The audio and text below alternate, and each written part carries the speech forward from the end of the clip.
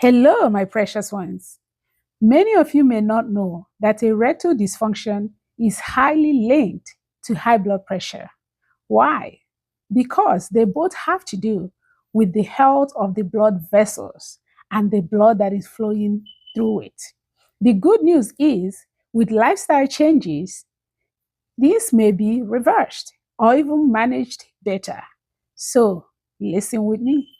High blood pressure. If I was to ask you, do you know somebody with high blood pressure? Everybody would say yes. It's such a prevalent disease. Now, what few tips have I given you to reverse high blood pressure? Well, plant-based diet is absolutely good. You have to exercise. We've seen Teeny skipping along this very stage, demonstrating how we have to exercise. It's brilliant. Water.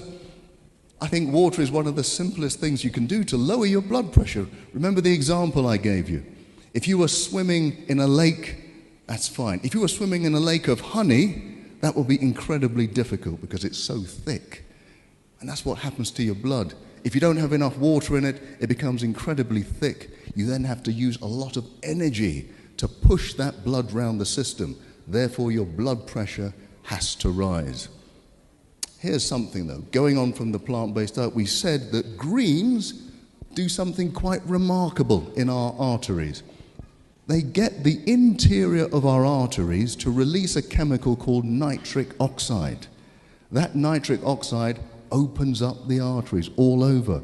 I told you nitric oxide is the active ingredient of Viagra. Okay, I know none of you have heard of it, none of you need to use it, but I can tell you when it comes to things like erectile dysfunction, rather than reaching for the pill, the best thing to do is reach for those greens. And let me remind you, gentlemen, because this is very important, if you have an episode of erectile dysfunction, you're at a high risk of having a heart attack or a stroke in the next 5 years. So rather than just going to the pill, start thinking about changing your lifestyles. Permit me to add a few things. If you're a heavy drinker, this will be the time to cut down on alcohol.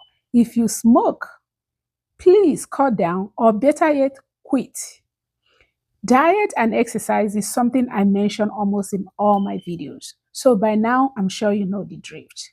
Eat well and move, even if it's 10 minutes a day, 20 minutes a day, whatever.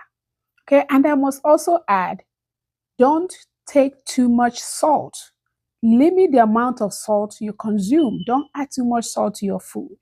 Okay, and finally, make sure you're talking to your doctor or your healthcare provider.